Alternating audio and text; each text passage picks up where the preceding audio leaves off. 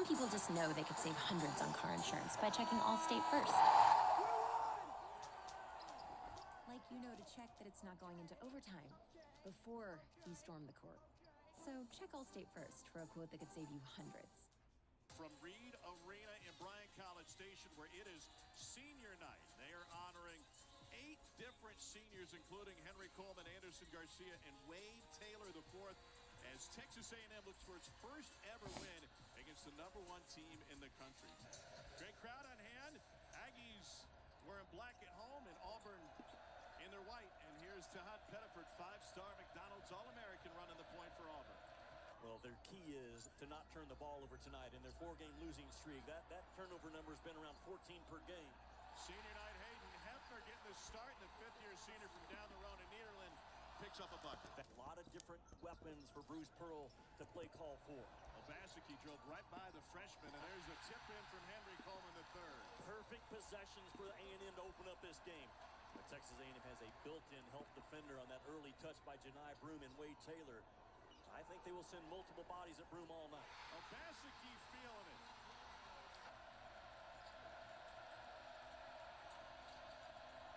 Cardwell got cut off, but still finishes. First bucket for Auburn.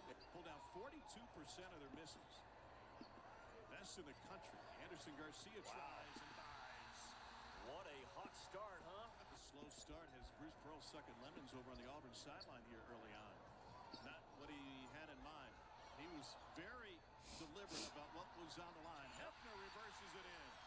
Florida's passing big men did a fantastic job out of the A&M double teams.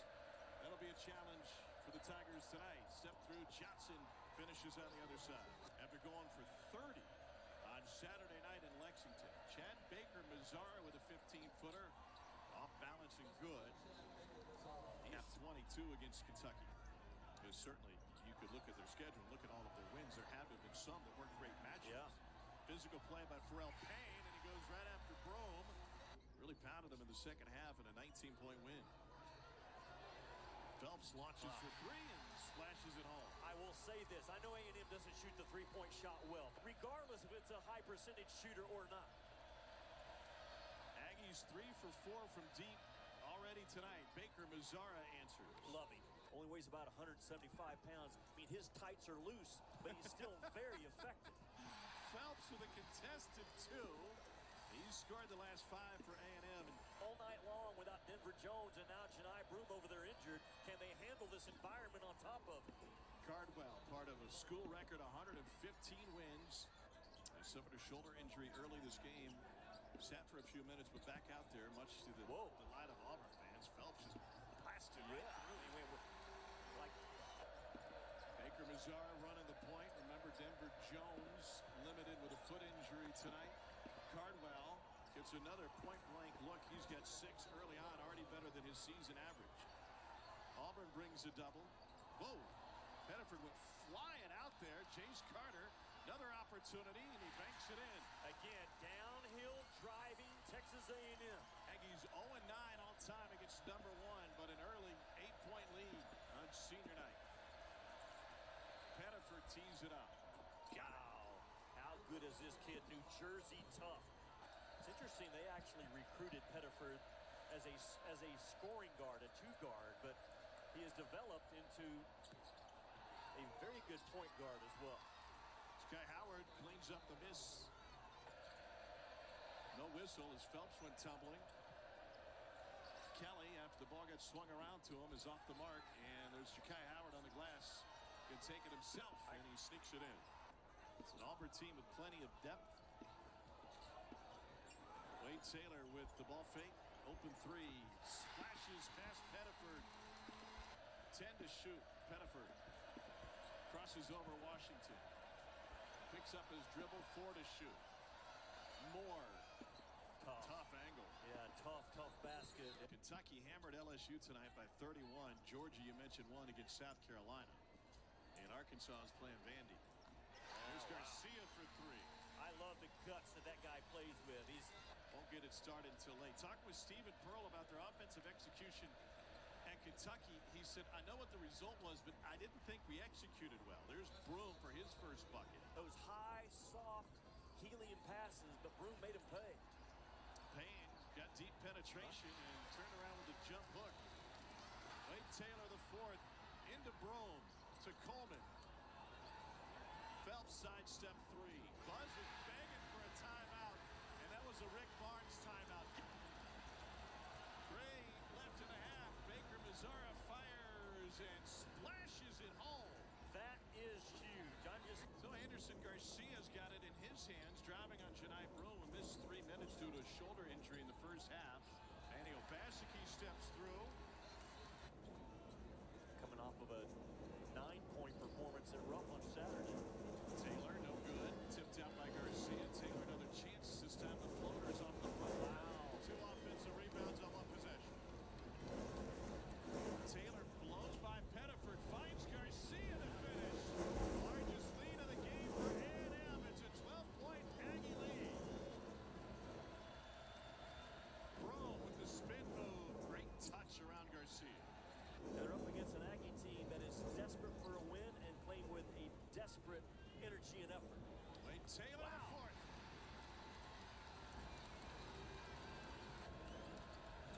Brome touch to Cardwell, knocked away. 10 to shoot for Baker Mazara. Hurried it up and hit it. Wildly drives it and gives it up. Baker Mazara gives it right back. Obaseki. Got it. Is that how you would win? You'd have to buy some votes?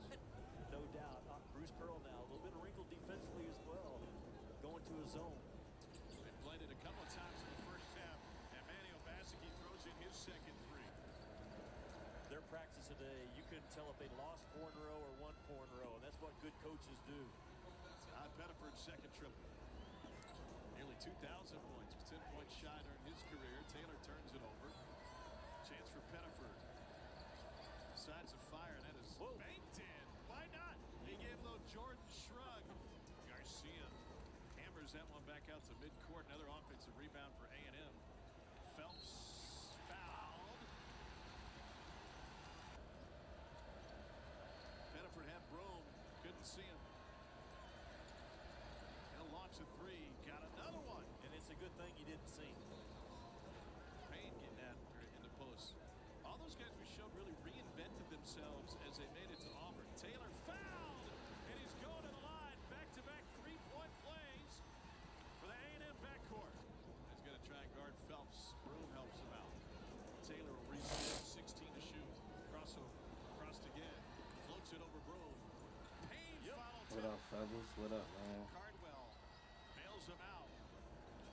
And then it's stolen away by What Garcia. up? So I decided to put my funded account on ice until I get a second one. Just to, because I lost so much money in it. I lost $4,000 this week. Got emotional, so I'm gonna hold off trading a funded account until I get another one. I did hit a trade yesterday though. I hit a trade yesterday. I hit this on gold yesterday. They say a lot without having to say much. They stand for elegance, refinement. I hit this play on gold yesterday. It was after the time and whatnot, but I don't know. I was chasing a win yesterday. I'm glad I got it. But yeah, it was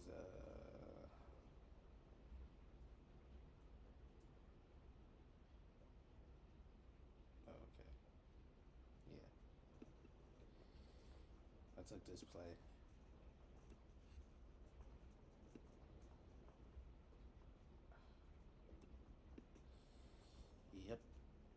Yep, took that. And got a win, thankfully. That was yesterday, though. He's sitting patient today.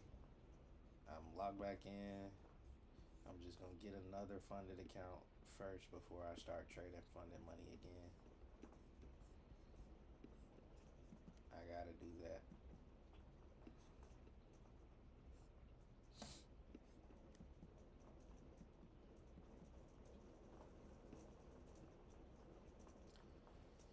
I'm up to 2 band 2,800 in the challenge account. So hopefully today we get another good play, and then next week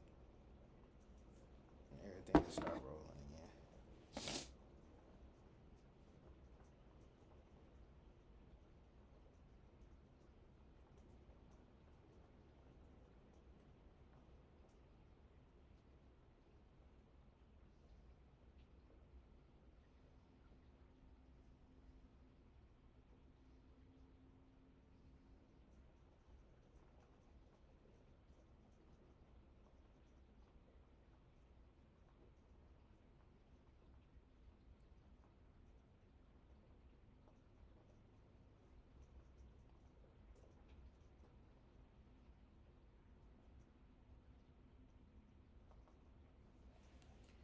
I'm wondering what's gonna happen.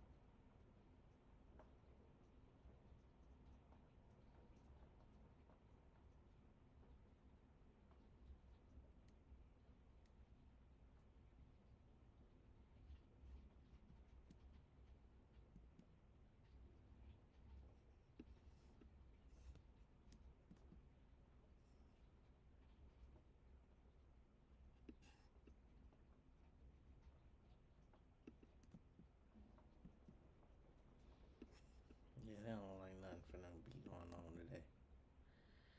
I could tell how it's moving already.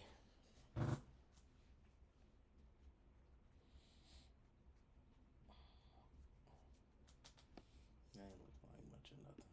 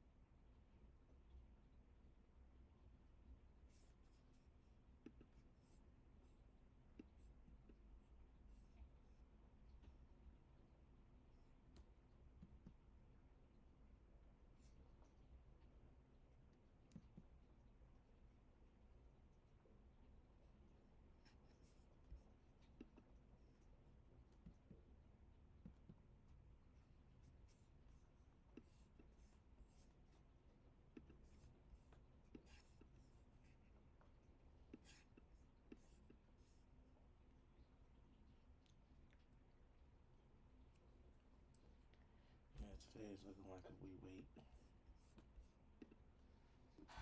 Remember, Buzz Williams comes in tonight 5-2 against Bruce Pearl in the SEC because of the defense causes problems for how Auburn plays offense. As you jump out on the big and he rolls clean to the rim. Baker Mazzara going against Garcia, good buddies from back in the day, and is just trying to keep this game close to the last 4 minutes, trying to stay in contention. Well, Auburn has been great in close games and in blowouts. And Wade Taylor the fourth. And get your first win ever against the #1 team. Broome fade away. Woo. He's pretty. On 3 of 9 shooting against the Cats. Tom He's right now in the lead. For National Player of the Year, but the door might be cracked right now with what Cooper Flagg did last night. Kelly with the left hand. They just can't keep pace. And now a turnover. Phelps swatted away, but Coleman cleans it up. So they're 3:54 away from the end of this one as A&M looks for its first ever win against #1. Beautiful pass to Johni Broome, and with his offhand he converts. And Garcia took it down with him. Aggies come out of there with it. Solomon Washington. Nobody stops the ball. And Payne delivers a hammer. Pettiford. Wow. Got it. Just didn't run offense. Just had to make a play. And that's how close A&M is to a historic win. They've never knocked off #1. Garcia back cut. And he weaves around, gives it back to Taylor. What a moment this would be for the 8 seniors in their final home game. Wade Taylor the fourth. Buzz Williams didn't use all that juice to get his guys ready. This is your last time to put on that they've done. Auburn fresh off of an SEC championship regular season win Saturday night against Kentucky, and with their rivals from Tuscaloosa waiting on Saturday. Texas A&M is 30 seconds away from the biggest win in school history. Bruce Pearl says don't foul. It was a 4-game losing streak. I think Buzz Williams, he's saying we need to save the money for NIL. Don't rush the court. We can't afford the fine. Pearl already sending his guys to the locker room, just making sure there's nothing happens at the end. Really well done by Buzz Williams. 83-72 is the final. It will be a very lonely court rush. There's one kid who made it out to the logo. They listened to their head coach. First ever win against the AP #1 team in program history.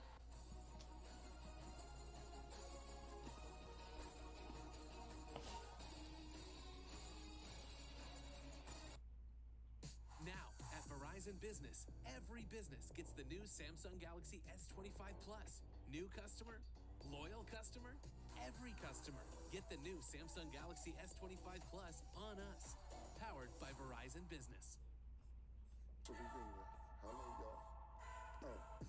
I was selling crack on a private jet up in the hell and back. But no confusion, this a reunion. Hello, y'all. Welcome What's back. that, bro? Murder here. He counting money. He said, "Cam, man, the hell with rap." I'm on.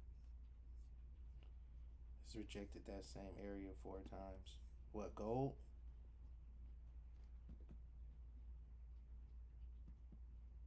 Nas. Who?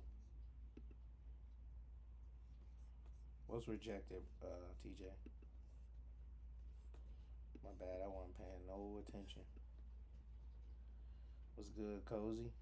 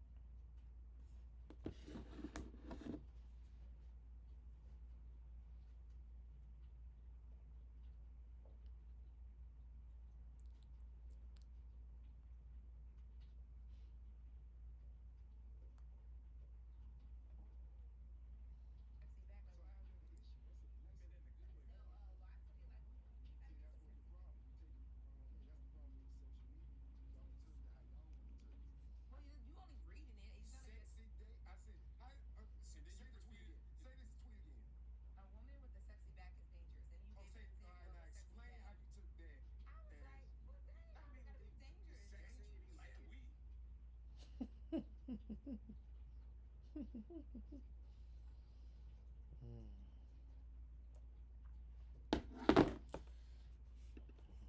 back to. Yeah, the shit on niggas and piss on bitches. Welcome ass. I bought jewelry and bikes, nigga. Black Benzes and Christian white Kirk is figures. Now back. I'm out here and I'm looking for more chandeliers and light fixtures. Nah, I don't like niggas. What's wrong with me? I'm alright, nigga, but this 44 turn a Michael Jordan. I look and say, take flight, nigga. Welcome back to It Is What It Is. This episode is sponsored by Underdog.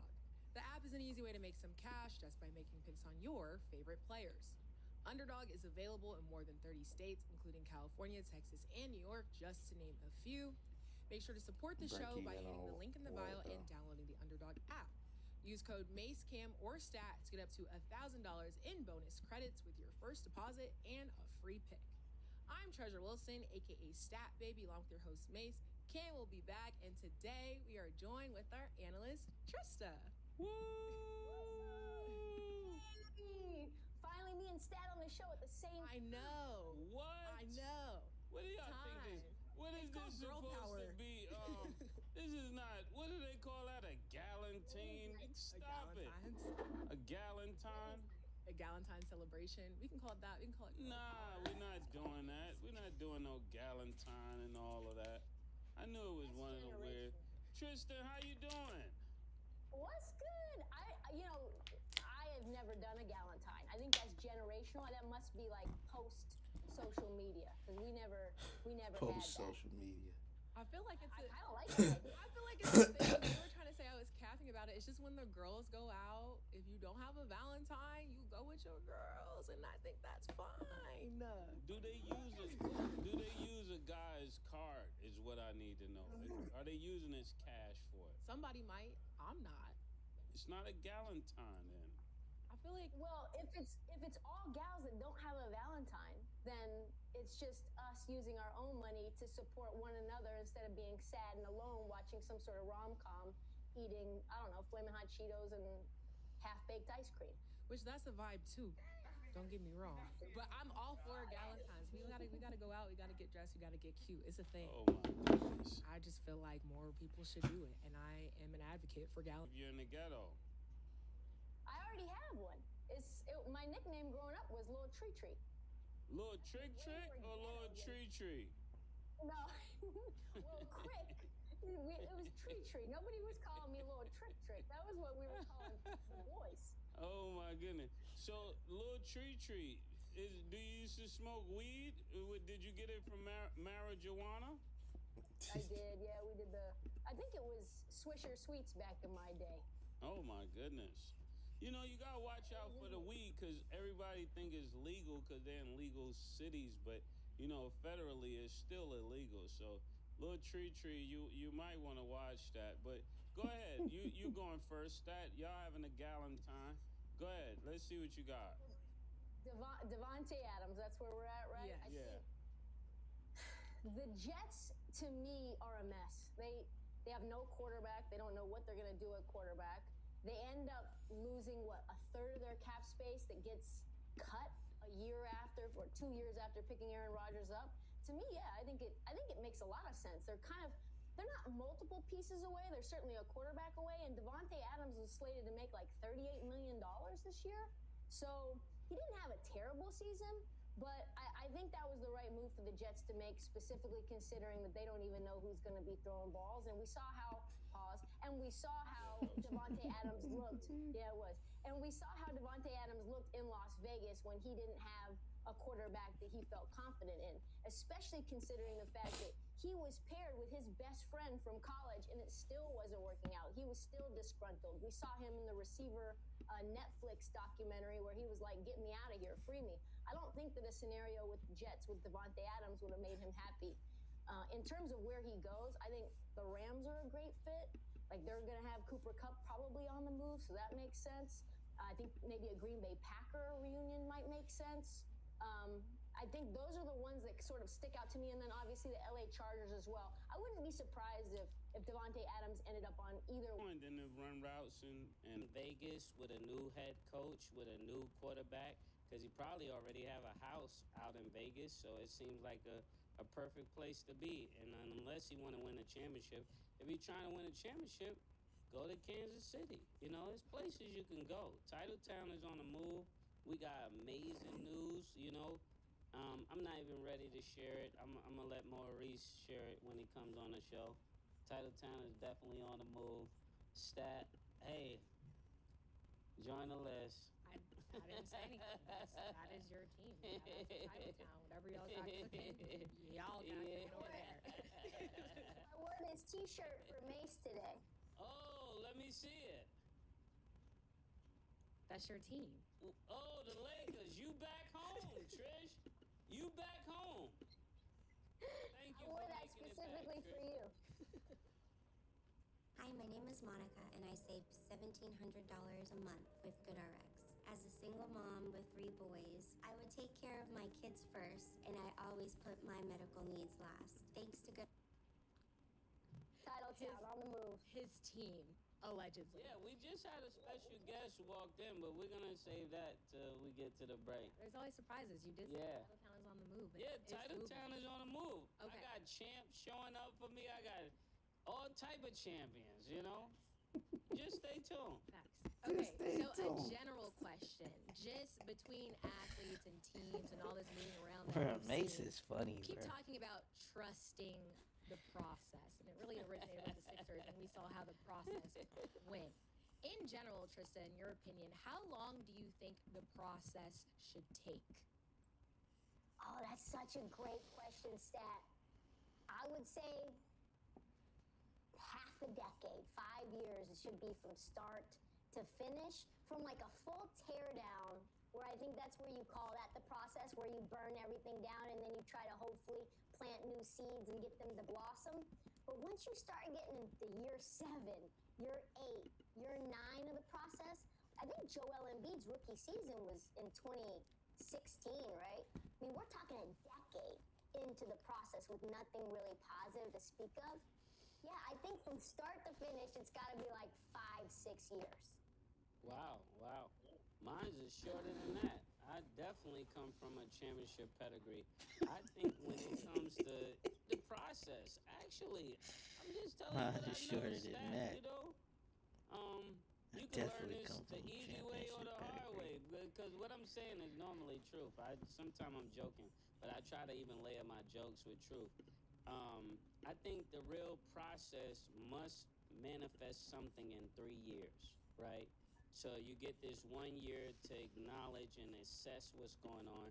The next year you have to put in a plan to start making sure that that comes to fruition. And then the third year, by the third year, you Nas have and to see S&P something just to continue. eat So it. I'm not one of those people that put 5 years into something or 10 years like you see at the 76ers. When it comes to a process, at 3 years you should see something. I mean, it only took Jesus 3 years to do what he did. So 3 years wow. is the number. And it says something like that in the Bible. I think is a scripture like if something doesn't happen within 3 years, cut the tree down. So the same way I believe when you got teams and people coming together, I think within 3 years you could see something, because even when LeBron went to your team, Miami, right? The first year they didn't do well. I mean, they did do well, but they came short of the title. The next 2 years, year 2 and 3, they were champions. So it goes on to my Bro, purpose. Mace is hilarious. My point. Okay. You shouldn't take a long time with people and things not manifest. Like the same way, me and Killer got together. Within 6 months, we already had millions of dollars on the table.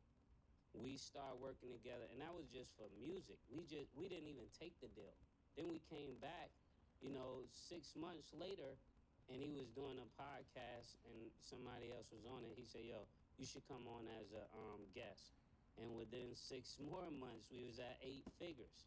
So, and then 2 years later or a year later, we're doing another deal for even more money. So I'm like, it don't take that long when you're with the right people.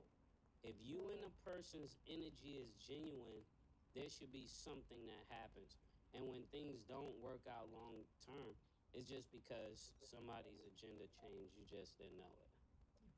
That was a great take. And then speaking of someone who's around the right people, where the process didn't take too long, Saquon Barkley.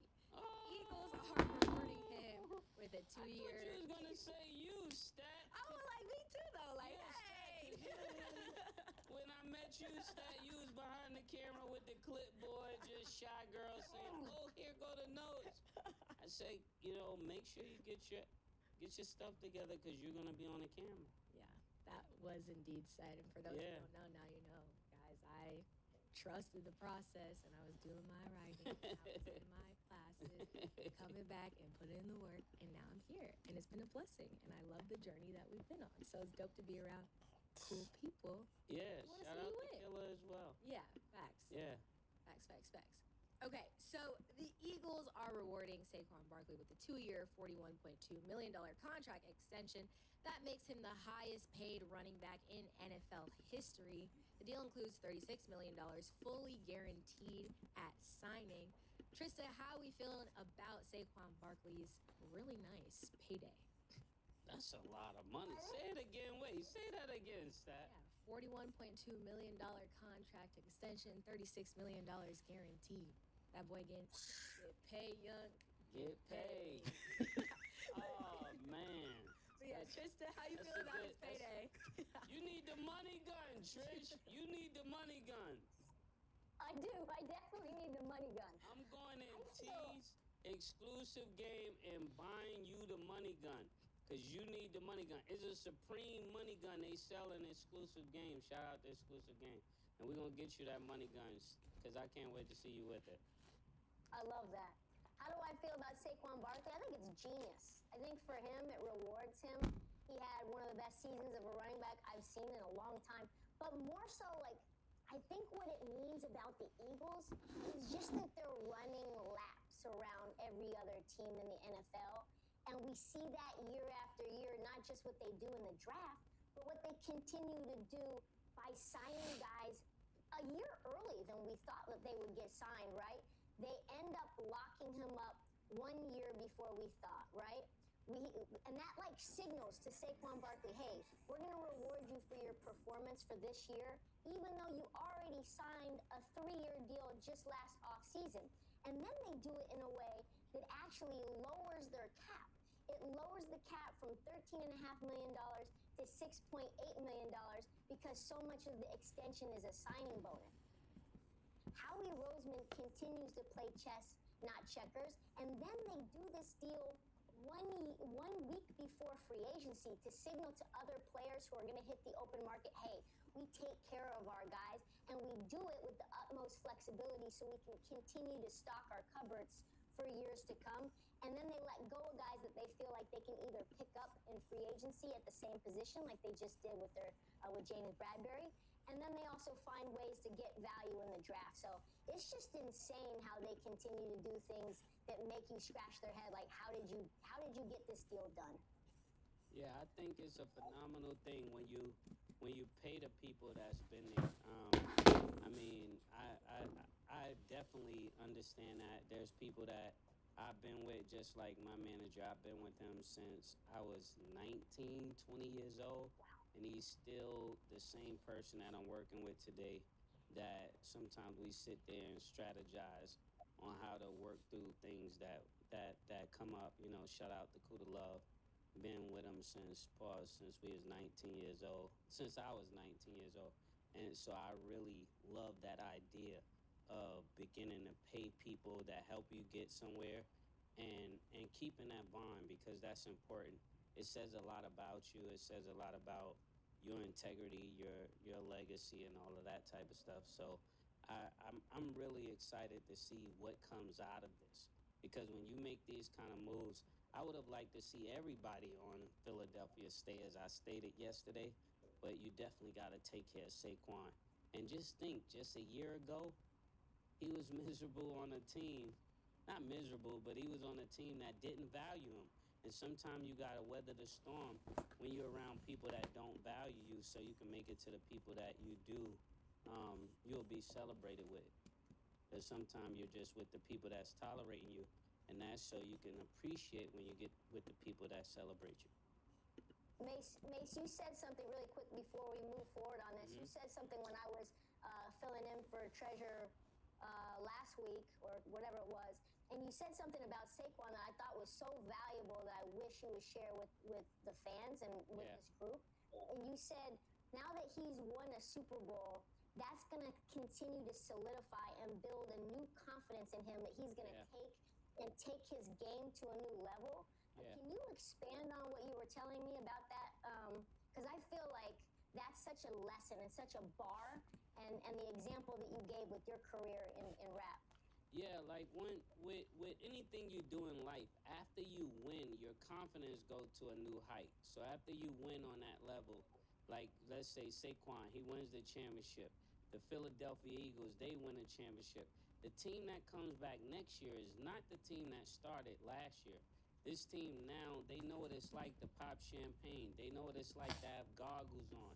They know what it's like to be on that parade, and they want that experience again. You get what I'm saying? After you've lived on the top, it's hard to go back to living in the slums and in the trenches.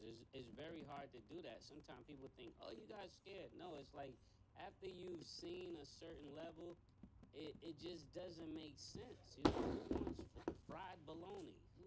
Who wants hard, bread? Who wants that? Who wants spice ham and all of that? I don't even eat that stuff anymore because I made it to a new place, and the same thing happens when you start getting into the fabric of this Philadelphia team.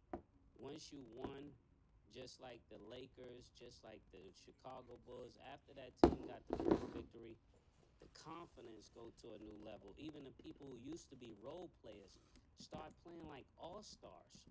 They start playing like starters. Now, and I'm going to give you an example of what I'm saying, even though I'm kind of being long-winded. When you think about, for a second, think about the Boston Celtics. After they won, you remember the guard that had the headband? What's his name? The light-skinned one. Now he's on USA. Derek White. Derek White. Thank you. Derek White. Now he's on USA. Why? Because he was just a role player, but after he receives that championship confidence, now he's playing like you get what I'm saying? He's a USA starter. He can move different. He can move different. And this is what happens to people once they had that level of success. And you may think the year before, somebody may say, I thought Tyler Hansborough was better. But not anymore because the confidence is now higher. So I think the same thing happens with Philadelphia. It happened with Kansas City for years. And now you saw Kansas City just comfortable when the game is close. Why? Because we won this way before. And I know this to be true even in my life. It was certain victories that I had early in life that is nothing people would be able to do to sway my confidence. Like 20 years I had to work in the dark. 20 years I had to work with people not agreeing with me. Over 20 years I had to work with people thinking I was crazy. And now 25 years later, people get exactly what I saw. But you have to stay the course while people don't understand. So when they come back around to it, they'll say, now you're a genius. But it wasn't always like that. For the ones ensuring the job always gets done, and the ones wearing many hats, Grainger offers professional-grade industrial supplies and real-time preacher bag availability. sometime. Call clickgrainger.com or just stop by. Grainger, for the ones who get it done. You ate. What up, B baby? Y'all can call us. I don't care. You ate. What does you ate mean? Hey, the plate is cleared. We are full. That was great. That's what that means. Okay. And I'm not pausing that. I don't care. That was fire. Yeah. Okay, so Mace, real fast, what was the first moment in your hip hop career that gave you that confidence where you would never look back? For me, it was, I must tell the truth, for me, it was instant. I worked so hard behind the scenes that when I did hit the scene, it was instant. To people, it looked like it happened overnight, but Killer and I know we was rapping since we was like 10. We would be on the bus, banging on on the chairs, you know, riding on the train, pause, just freestyling. When we didn't even know we could rap. Like, he would rap, I would rap, and then we would look like, oh, you could kind of rap. He would look at me like, oh, you can kind of rap. And then that's kind of how we started. I don't know if Killer really remember how we started. TJ, what you trading? That was how we started. We would be on the bus going to the train, taking the bus to the train, to the game. So we would be freezing going to the games and then got to play with snow in our sneakers. Our sneakers would be wet. We would be screeching the floor. And our toes would be frozen. We would have to play through all that. And I just remember going through all of that, just rapping for years and studying. I remember one time we went to, what was that? The Nassau Coliseum, and they only could let 2 people in. And me and Kuda was outside, and it was Junior Mafia. They was red hot at this time, and we didn't get in. And at that moment lit a fire in my belly, pause, for real, to make me say, I'm never going to be outside where I can't get in. I can't get in, because everybody was getting in but us. So then I'm looking at Kuda like, I thought you said you knew Biggie. I thought we're all the way in Nassau Coliseum. It's so far from Manhattan. And then a year later, I just started working on my flow, working on my bars, working on my delivery. And I worked on it for like 6 months. I studied people like Method Man. I studied people like LL. I got my waves from Nas. I got my bounce from Method Man. I got my songwriting from LL. And it was like all of this I just pulled together. Redman, Nas, LL. Who else? Who else was real instrumental to me? I'm trying to think. And then when I started listening to Big a little bit, I wasn't at first listening to Big. I was more like a Tupac fan. So it was like when I got signed to Bad Boy, it was like now I'm with Bad Boy, but I was really a Tupac fan. But Biggie was like letting me hear his raps and go get girls for him and stuff like that. Not go get them, but you know, me and C's would just pick up girls and drive them back to the crib. That wanted to be there. Let me put that out there. That wanted to be there. And I learned so much about rap like that. And then one day he was performing at the Apollo, and he brought me out. And that was the part that just changed everything. It was like, what else can you be solidified by other than the greatest rapper ever to bring you out on stage and say you're the next one? And once he said I was the next one, I never looked back. I got better every day. I got better on every song. Every freestyle was great. It was like I couldn't miss for like 2 years straight. Anything I hit, anything I got on was just gone. And it was just like this. It was like nonstop. My hand was hotter than probably Drake's. I'm not gonna lie to you. I mean, from the beginning. Now Drake has had a way better career, did major things, but I'm saying that my initial start was hotter than Drake's. That I say that so somebody can see, not for the algorithm, but for them to see the level of heat. Like you go somewhere and people fall out, not like yelling. Yeah. Fall out like fainted on the floor. On the floor. Like shut the mall down. Yeah. Close the store. High-end stores. Yeah. Close the gate. Don't let no more people in. Yeah. And it was just a phenomenal thing. And I think all of that came from Biggie giving me that one shot. That's what I equate it all to. So I look forward to going to Miss Wallace's funeral and showing great respect to that family, because that was monumental for me. That's dope. And thanks for sharing, because Mace, you definitely drop like conservative gems. Like here and there we get a story, and then it's like, and then we're like waiting, and then you go back, and then you drop it again, and we're like, I don't really. If people that know me, like even like Killing, people that know me, they know like behind the scenes, I'm really like a shy person. I really don't like to talk. I only talk when people like kind of force me to talk. But then when I come out the shell, I come out the shell too much. So I try just make sure I don't do too much, Not too much. We love the stories. I like the stories. I'm sitting here like, Tell me more. Yeah. Tell me more. But it's okay. When you're ready to share, we're all here because we love hearing your stories and your journeys off. I should do a documentary. Kind of. Yeah. Yeah, I got. If you're watching this and you're a camera crew, hit me up. We should do a documentary. Interview my pastor. Interview the people that was with me when I wasn't in music. It'll be a great story. It would be dope. Yeah. Mason Bella story. Yeah, you get people. I would even let people that have negative things. Ooh, I'm so excited to trade today. It don't make no sense, bro. We done lost this many times in a row. Unbiased, but it is. I got my account down to 1,500.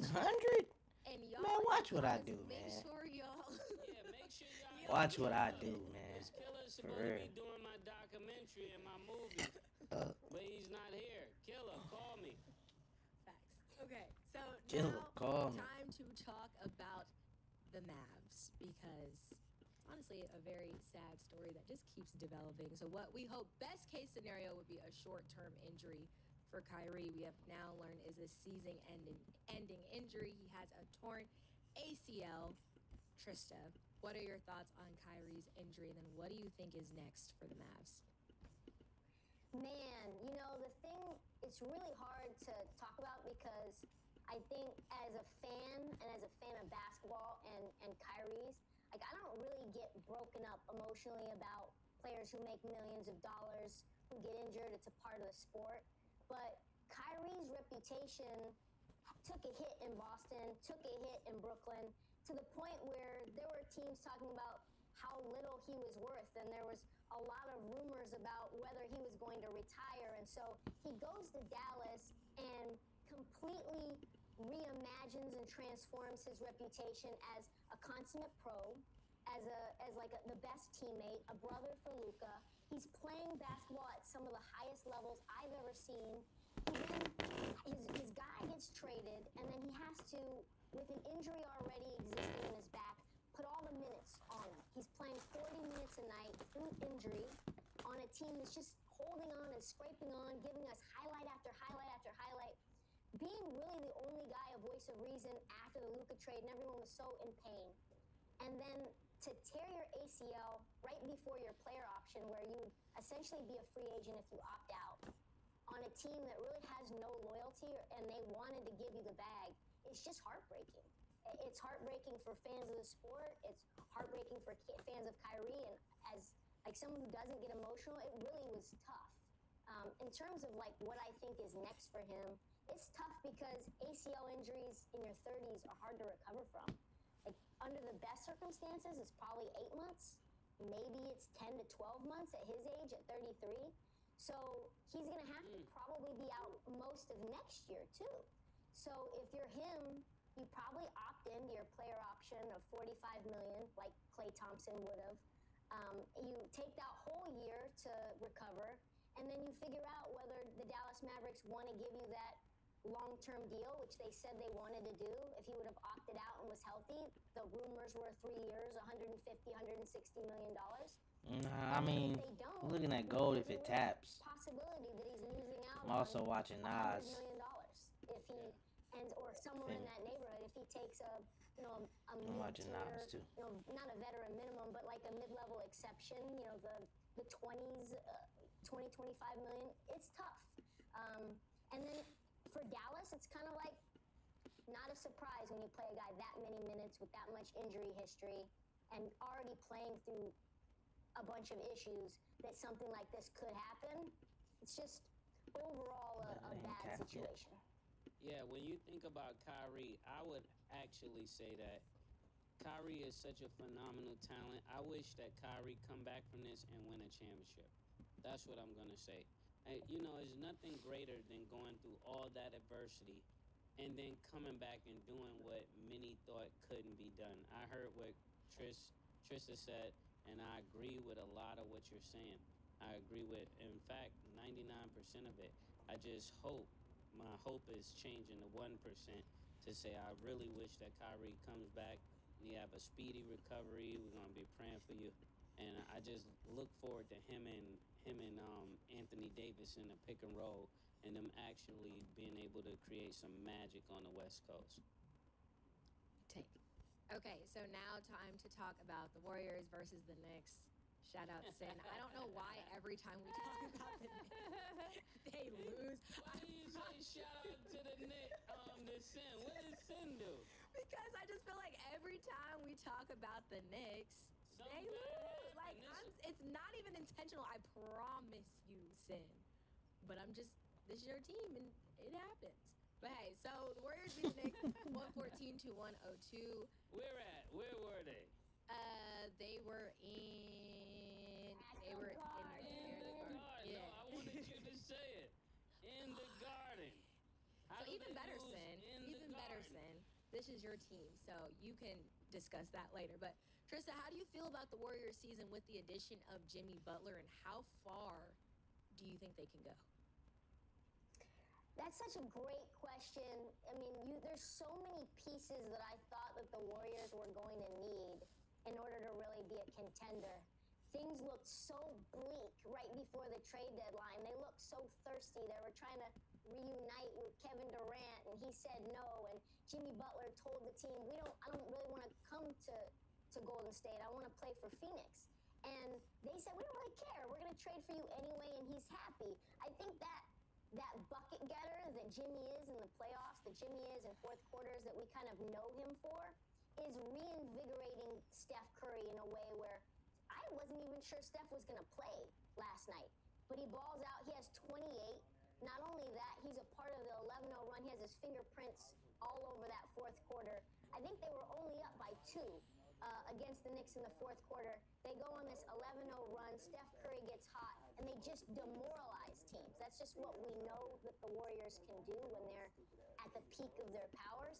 And I think now that he has a true co-star that he can give the ball to, that he can feed off of, that has that defensive identity, who can sort of pair with Draymond Green, they're a team that's scary. I don't know that they're as good as the Lakers are post-trade, but they're definitely a team. If I'm a top contender or a top team in the West, I don't want to see Golden State.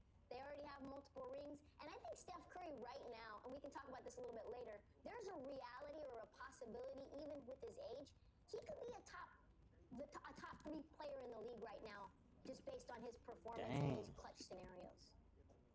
Come on. I knew you would like that. Yeah. Trish, you said a lot of things we gotta address. We can't just let you do that on the show. You really believe they're better than the Lakers, or the Lakers are better than them? Yeah, I believe the Lakers are better than the Warriors. Yeah, I do. Why would you say that on live television? I think the Lakers are bigger. I think their defense is tougher, right? Ever since I don't know how this is possible, by the way. They trade Anthony Davis, a defensive player of the year. Is this a troll? Am I not supposed to be gassing up the Lakers? Is this just what you want to hear? No, I'm siding with you. I'm actually laughing because he's like, why would you say that? I'm like, what's not to like? And the Lakers is his team. I like people going on a record. So when somebody say something crazy, heard you. Good. Just like that LaMelo Ball. By the way, what have the Charlotte Hornets been doing since you were gassing up LaMelo Ball? It doesn't change. It doesn't change what he's doing, though. Has he declined? Has he declined, though, Trish? Has he declined? Stat, did you hear what he said the other show where he put you don't like his curls, and I get it. You don't like his curls. You hating on LaMelo's curls. Nick, make sure you get this thing. Trish, I can't believe you're hating on LaMelo's hair. You hating on his curls. Okay, in honor of Galentine's, I'm going to let Trista say how she feels about LaMelo Ball. Okay. No words. Okay. All right. How do you feel about his curls, and how do you feel about how he's playing? Because I think, you get the opportunity to say how you feel about it. I have no problem with LaMelo's curls. I have no problem with his tattoos. I have no problem with the women that he is with. I have no problem with LaMelo off the court or on the court in terms of his skill.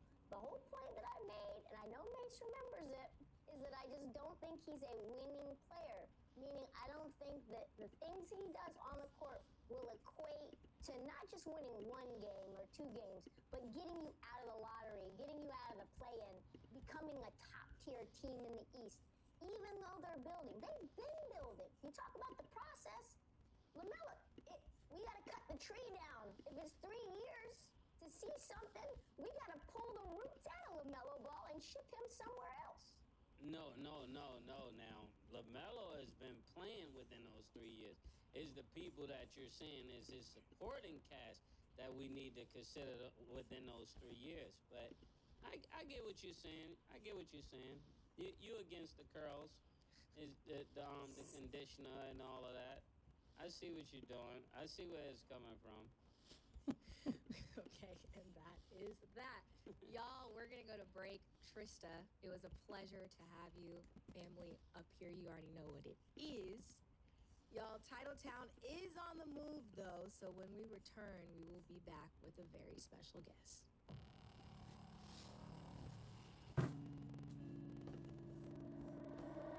This will be crazy.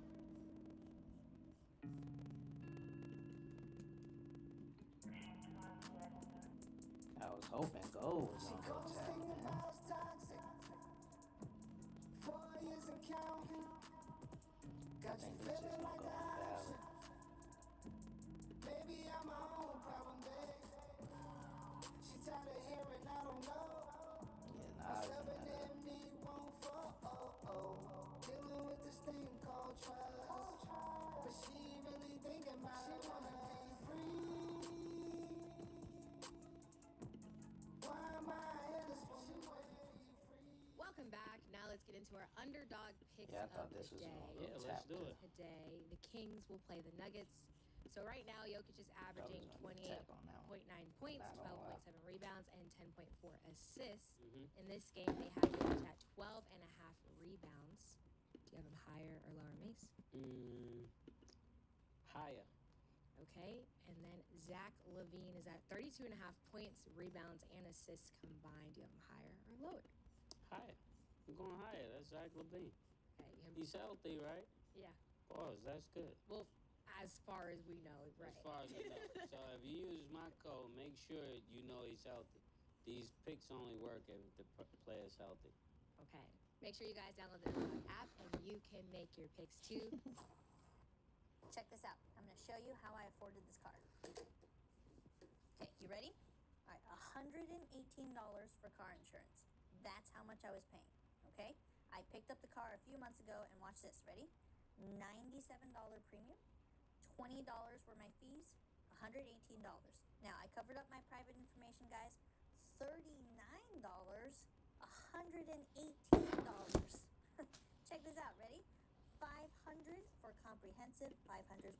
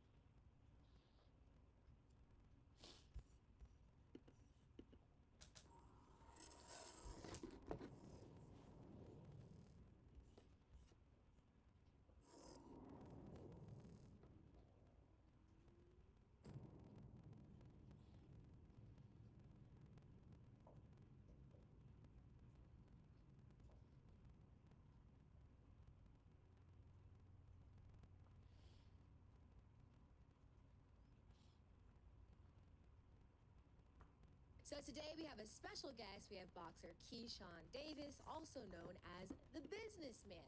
He is 13-0 with 9 knockouts. He has held the WBO lightweight title since February 14, 2025. As an amateur, he won silver medals at the 2019 Pan American Games, 2019 World Championships, and 2020 Summer Olympics. So he got the Olympics under his belt. Keyshawn, welcome to the show. Feel good. For sure. Feel good? Okay. Mate's going to let you go first. No, you go first. Okay. You go first. Before we even get into other stuff, we got to ask you about this fight that just happened, right?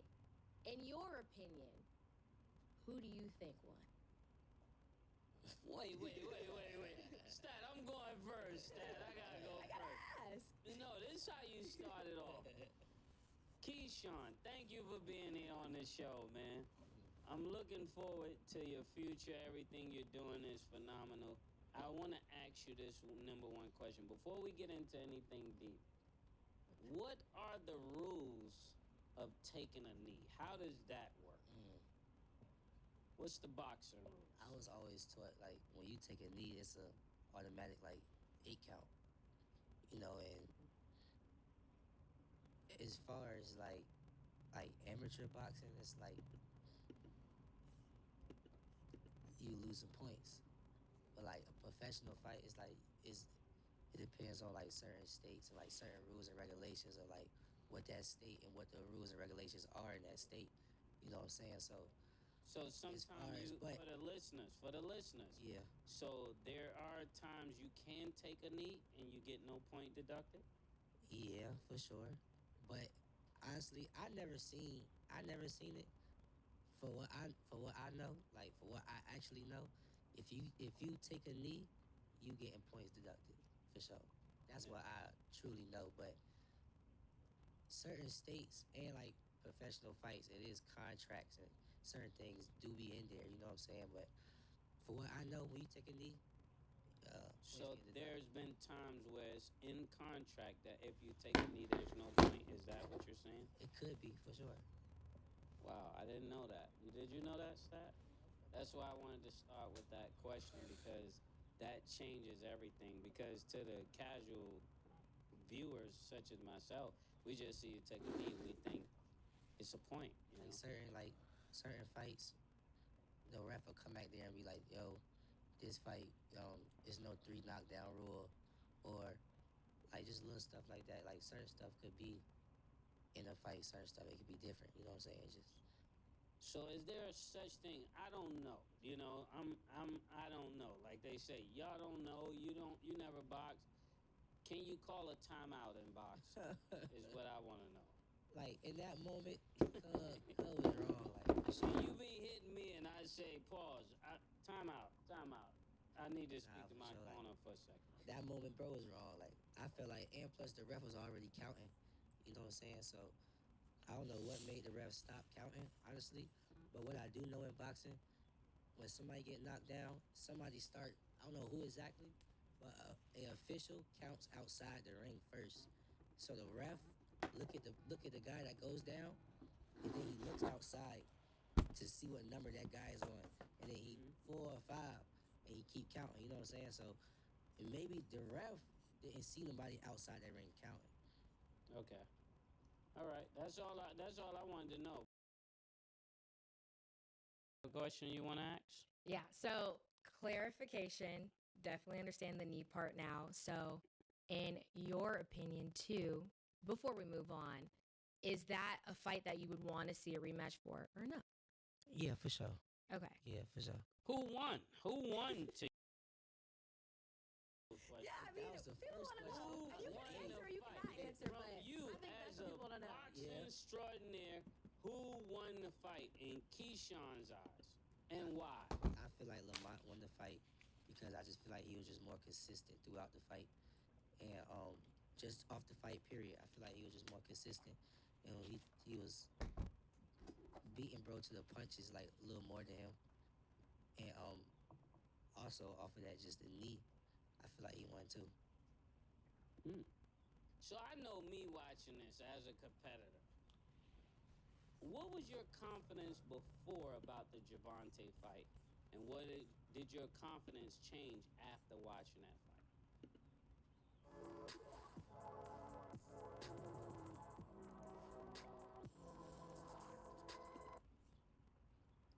Before I always felt, because I've been in the ring with him twice already sparring. So I always felt when I really do fight him, I think it's gonna be like, I always felt it's just gonna be like a little easier than like what I project it to be, just off of just me knowing me and my size and what I bring to the table. You know what I'm saying? So I always felt like real confident with me getting in the ring with him. You know what I'm think saying? So Gervonta will he be just- easy? I gotta step in there on that because that I've never heard nobody say that. Like, cause us when we're on this show, we're not going at anybody. We just want to be the voice that tells the truth. Cause you know, like Cam got people, he know people, right? So I know them people too, but they hang out with Cam. So Cam gotta say it a little different than I gotta say it. When I say it, it's just, this is what it is. That's how we get the name. It is what it is. Because I'm just here to say what it is, but I'm definitely not here to take a shot at Keyshawn, Shakur. I'm not here to take a shot at nobody. I'm just here to not glaze anybody. Pause. You get what I'm saying? I'm here to say exactly what it is. So go ahead. Continue what you were saying. I feel like it ain't gonna be like a real physical dog fight between me and him. I feel like it's really gonna be like a chess match. And I just always feel like I'm just smarter than him, honestly. So it ain't gonna be like we in there banging it out and like I feel like, you know, like I ain't gonna I just feel Don't like give your game plan away. I just feel like But I'm saying if he would walk down other people, you don't think he'll walk you down? Nah, hell nah. He's not walking me down. Like, he's not gonna walk me All right.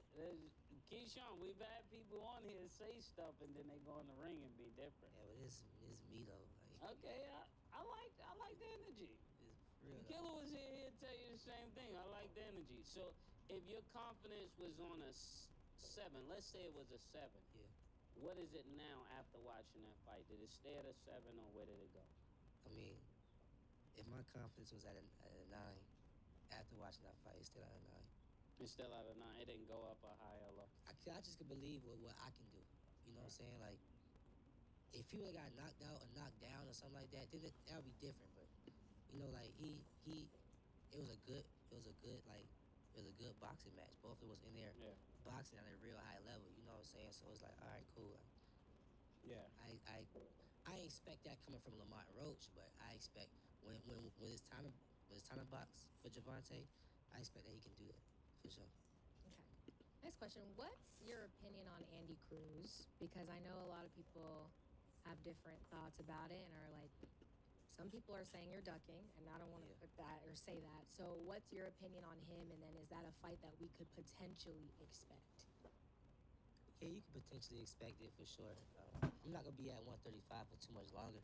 So I feel like for us to really fight, we would have to fight at 35. So I would want to fight him before I move up.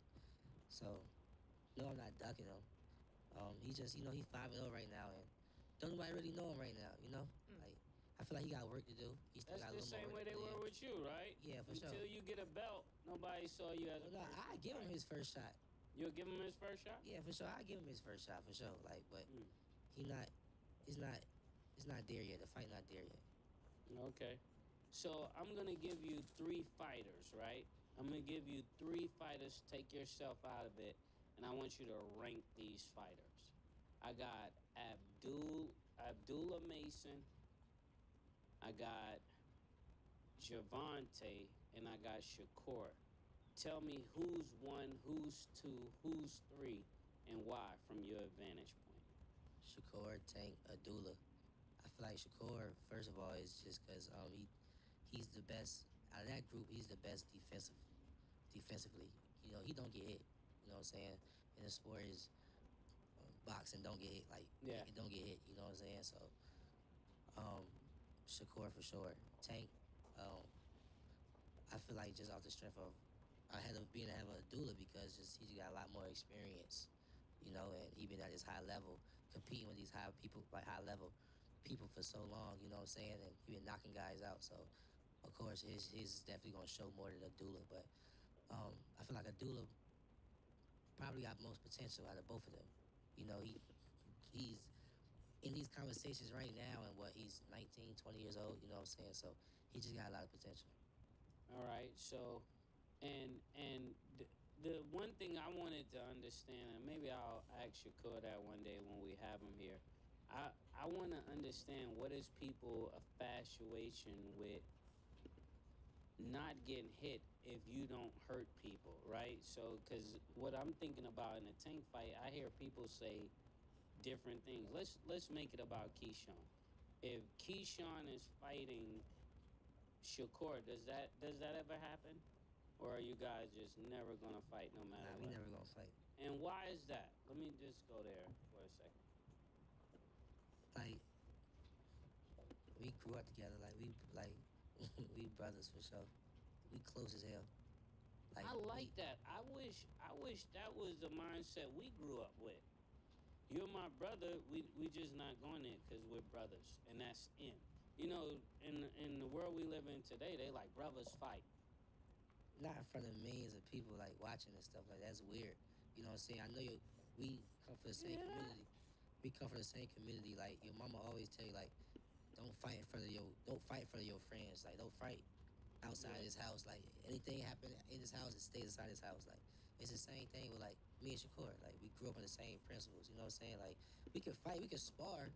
You know what I'm saying? But we ain't gonna take it in public and do all that weird. So it's certain directions y'all just won't take it with each other. Yeah, that's for sure. Actually, I wanna tell you as a I wouldn't say an OG, but as a person older than you, I admire that. I admire, because that's how I grew up. That there's certain things, though people want this, we're not gonna give them that. You know, and I totally respect that. As a person that's been in the mix with different people, I totally respect that. That's one of the things that made me look at you and Shakur differently. Like, wow, they have that much reverence for each other, because normally it's one person saying they won't take it there with them, but the other person is like, nigga, the money's right. He gonna have to get in the ring. You know? Sure, like, so you saying no matter what the money amount is? Nah, no matter what. Like, I just seen Shakur. He was did a podcast with Najee Sakar Talk.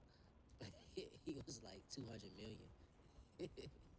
But I mean, shit. 200 million. Are you doing it? I mean, shit. That's 200. That's 200. That's 200 million. Like, I knew you had a price. 200 million. Like, I mean, but. So let it be known, if the money got to the right. If you offer me 200 million, if you really offer me 200 million, what happened to the brothers? I'm having something crazy already in there. So what happened to the brothers? For the 200, what happened to the brothers? What brothers? You and Shakur. What happened to the? What happened to the brothers? And we ain't fighting in front of these people. Sparring match or something like that. Look, child, I'm going to the body in the 6th round type shit. Let you know the game plan. What do you think, Stat? I mean, 200 million. I mean, that's up to you, though. Stat, you fight training for the 200? And if you want to be technical, that's 400. Like coming home, shit. That's $400 million. Like. Okay, so let it be known. Keyshawn said if the money is right, Shakur, y'all can fight. Give me a. All right, we got a potential setup coming. Let's get it, baby. Let's get it, baby. Let's get it, baby.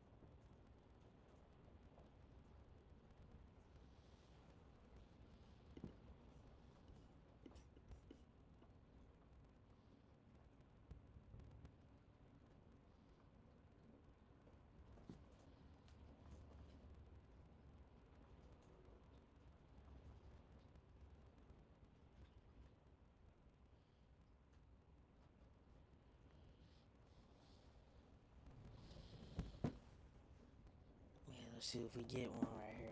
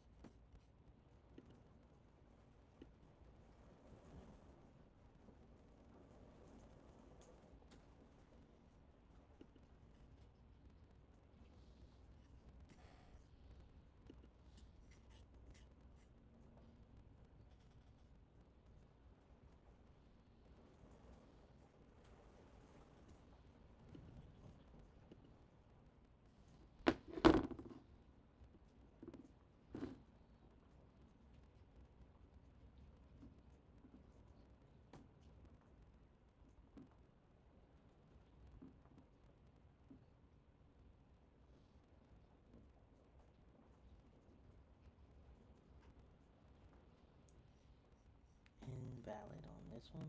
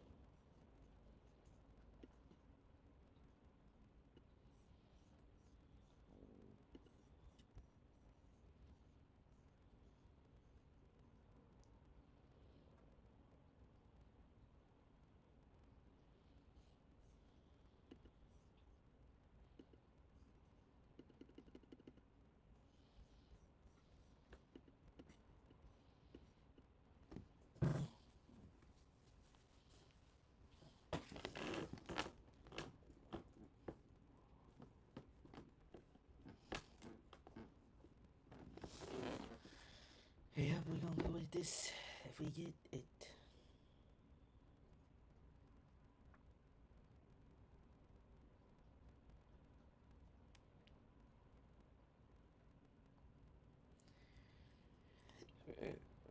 Excuse me.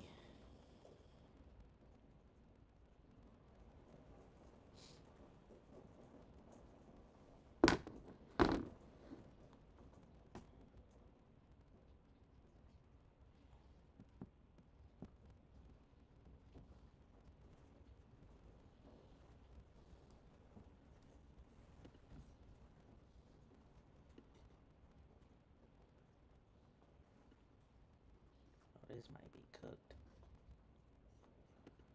This might be cooked.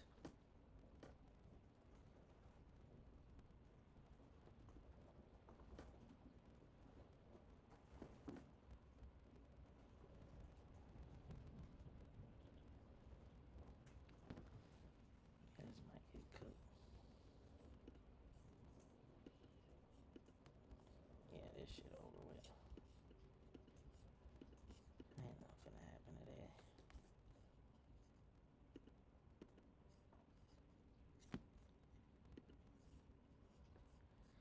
Yeah, I don't think it's not gonna happen today. I might get off this joint. Yeah, bruh. It's been ugly this week. I don't see nothing happening, bro.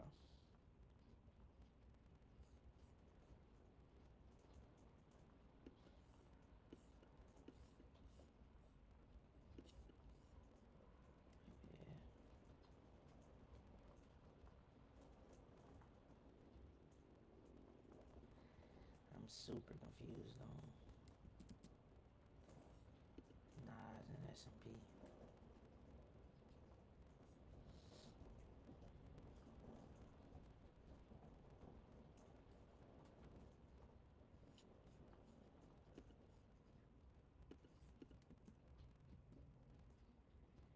And this news about to come at 10. Yeah, I might chalk that shit today.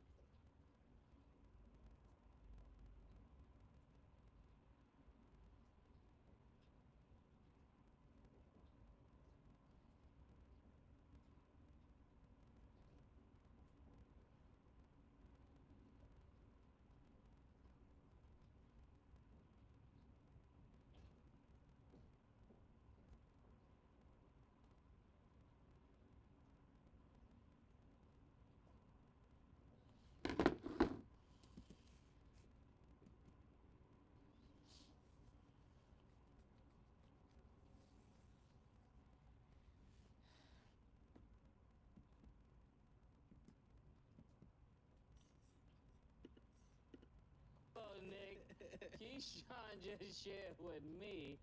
You ain't heard it from me though. That if the money got too high, something will shake. So, but I wasn't expecting that, but I understand. I'm not saying I agree, but I understand. What are you saying, Stat? Also, like, that's not too far fetched too, because even like down to like Jake Paul and Logan Paul, like they're talking about doing fights against literally each other. So like, hey, that's a. Nah, all jokes aside though, 200 million. He said, let's be for real. 200 million. You had to get in the ring. I would just want to hear you say it, cause you playing poker right position, now. To my brother, like Yeah. like from my position right now, 200 million, I would say yes. But like, if we talking 200 million, like down the line, and I'm set, I'm really set. It's like that 200 probably not gonna be that. What about 100 right now? 100? Nah. He's saying that. Listen, the eyes said 50. Yeah. So you're in a very unique position because you and all your brothers are fighters. So like, how did that kind of come about, and then how important is family to you? Since I mean, y'all DB3, like y'all fighting. So how did that start? Our mother put us in the boxing at the same time for real. When we was kids, elementary school, you know, and we just all started at the same time. And as we got older, like we just fell in love with it because like we was like getting out of school because we had to go on boxing trips and stuff like that. So we just fell in love with just traveling and just meeting other people and just, you know, just doing different things. Like people ain't get to leave Norfolk, like Virginia, where we came from. So when we was doing that, we fell in love with it and we just stuck with it. And then as we just got older, man, we started to realize like, yo, we're actually great at what we do. We're not just like okay, like we actually real good. So we just kept doing it. Yeah. So I still feel like, compared to others, like you're still younger, and that's crazy coming from me because I'm young as hell. Everybody thinks. But what can we kind of expect from you specifically for years to come? You didn't start your business to do taxes. Good thing we did.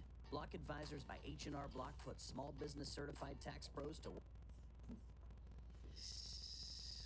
A lot, for real. A lot. I don't even know. That's a tough question because a lot probably go down this year too. I feel like for the most part, just to sum it all up, I feel like I am gonna be the face of boxing years to come. Honestly, I feel like I just got everything what it takes. As far as me fighting, I can fight, knock people out. I know how to have fun in there. I know how to make people around me have fun. You know, I got charisma. I know how to talk.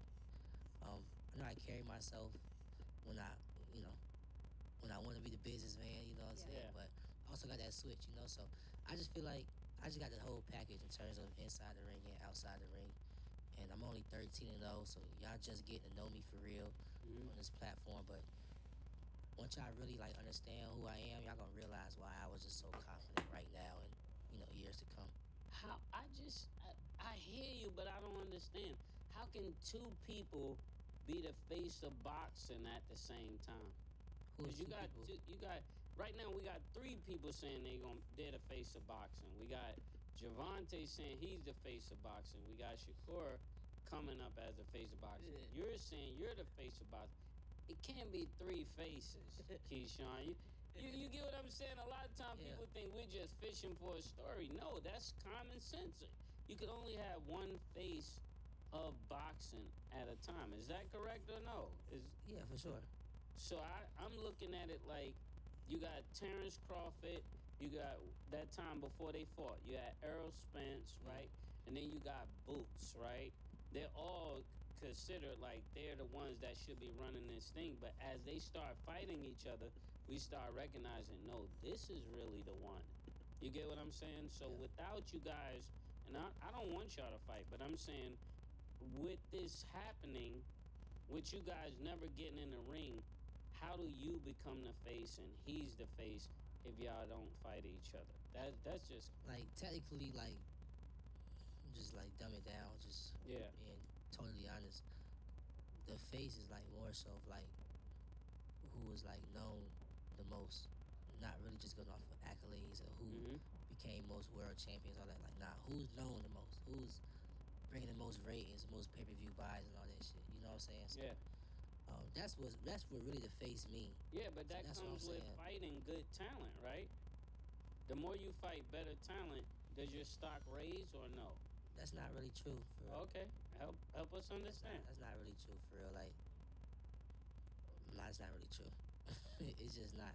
Cause there's a lot of world champions out here that we don't know, that y'all don't know.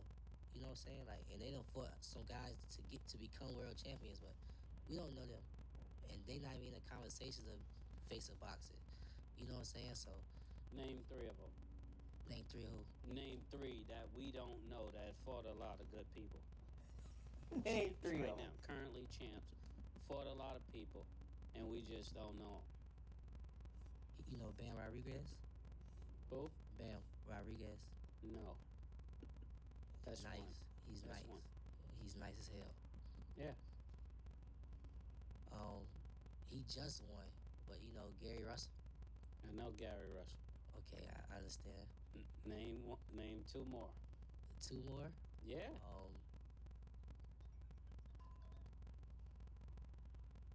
Off the top.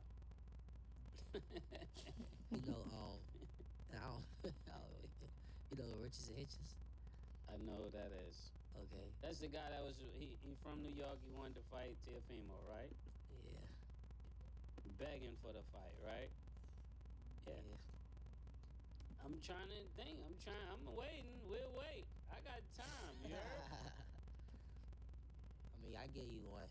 Okay. You get what I'm saying? Yeah. As you start fighting people that people know, it's gonna make your name more popular. You know, Floyd was the master of that. Just fighting people that he knew came with the box office, and as he beat them, he became the box office. That's how it goes. The king must dethrone the king. You don't get the king without dethroning the king. You don't get a belt from a contender. You get a belt from a champ. I mean, that's that shit get emailed to you. Yeah, you're right. I see where you're going with it. I like that. Pause. He said, "Let's get emailed to you." No pun intended. We know what you're talking about. Stack, come on with the question. Yeah, I have another question. So, as far as like your demeanor, right? I would say the word reserved, and that's not a diss or like anything at all. Like I think that's a good thing because I feel like a lot of people when they come into places, they feel like they need to be the loudest person in the room. They feel like they need to kind of do the most. What would you kind of say to people who feel like you need to be very boastful, very out there, very loud to be like the best fighter? Like, how do you feel about that? What would you say to those people? It's funny you say that because that's like in the media. That's like typically like how I am. You know, like especially like when I go live and stuff like that. Like, but I'm just, you know, I'm a champ now. You know what I'm saying? So a lot of people would want me to be like boastful, get riled up, and like speak up, bring out their name and stuff like that. So it's just I'm just trying to move a little different now. You know what I'm saying? Because I'm just in a different position. You know what I'm saying? I gotta get used to this position I'm in right now. So I'm just trying to turn things down a little bit. Yeah. You know, just speak more with my hands. Yeah. It's funny that you say that because we kind of had a conversation earlier about how people move differently when they win. So it's like you kind of, you kind of say like you move different when you like you prove yourself. And I know you're You still don't have to be loud because you're winning. It's like being rich. You don't have to look rich when you're rich. Yeah. Poor people try to look rich. Rich people try to look poor, so you don't ask them for nothing. So like that was a good point. So the last thing I'm gonna say is for the viewers who are watching, whether they know you already or new to you, what kind of do you want them to leave knowing about you? What's something that's important to you, true to you, that you want all of the It Is What It Is viewers to know, like this is me? Sure, I believe in God for sure, like strong believer, like Jesus Christ, you know what I'm saying? So without him I wouldn't be here, we all wouldn't be here, you know what I'm saying? So I definitely want the viewers to know that. But I'm a family person, man, and ever since, you know, my big brother had left boxing, and like that's what like all the pressure like came on to me, you know what I'm saying, just to keep it going for us for DB3, you know what I'm saying? And about time things started turning around for us. He started coming back in boxing, and everything just had to keep moving forward. You know what I'm saying? Um, I just like my family, like my brothers. Like without them, I wouldn't be here. You know what I'm saying? So definitely like a real family oriented person. Had my first child, had my son. You know what I'm saying? So Congrats. extra motivation. You know what I'm saying? Thank you. Did you know that people everywhere are recommending GoodRx? My neighbor showed me the app. To help me save on my kids' allergy pills.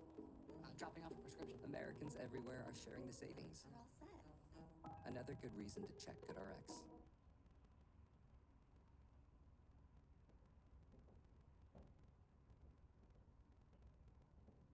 What do you, because you talk about how important family is to you, and like your brother's fighting and your mom got you into the ring, and like you said your brother left.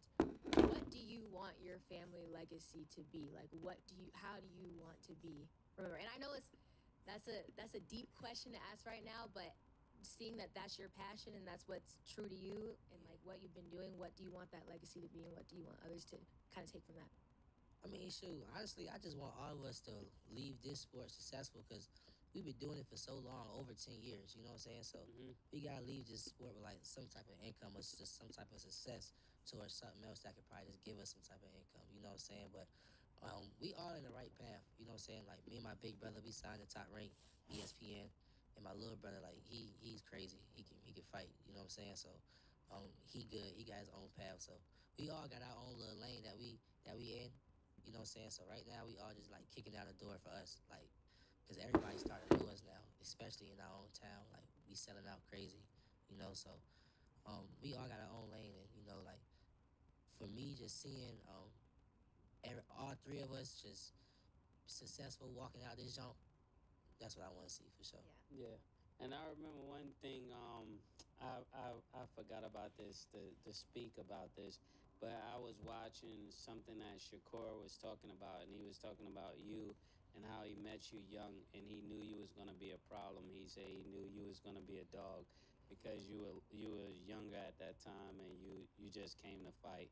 So that was really good. He had the same kind of love and respect for you. I just wanted you to know that. I heard him tell that story. I want to piggyback on that story because like, I remember the day when they was telling me he was coming to the gym, and I didn't know who he was.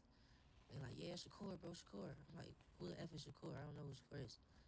Like, bro, the dude that just won the Junior World Championships. He just came from this country. Da-da-da, he won, bro. He nice, bro. I'm like, oh, for real? Okay. We'll see.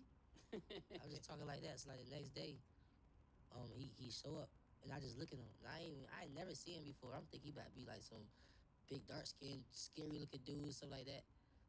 So, bro was like, I seen him, bro, like y'all talking about this dude right here? This nigga look soft as hell. Like, he ain't. I'm like, all right, man. I'm about to punish him without smoking. Like, there's no way he's that good that y'all hyping him up to be. So, I get in the ring with him,